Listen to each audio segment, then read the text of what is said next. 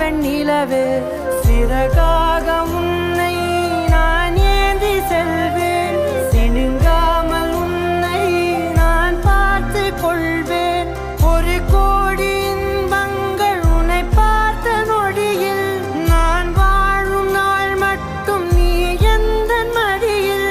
உன்னை ஈன்ற பொழுதிங்கு கடவுள் தன் முகம் பார்த்த பொழுது உன் பாதம் தொழுது